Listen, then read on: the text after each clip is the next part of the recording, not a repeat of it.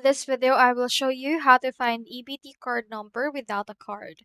So if you actually lost your card or you can't find it anymore, what you can do is you can head over and then call the toll-free number so you can reach out to your state's EBT customer service.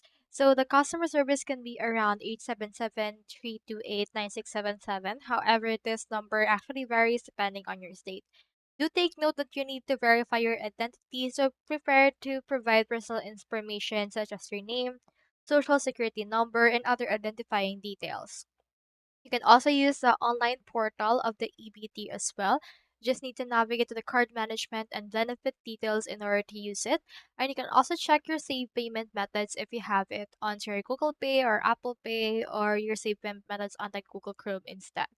Alternatively, you can also request a replacement card if you would want, and that will actually lock the card that you have previously.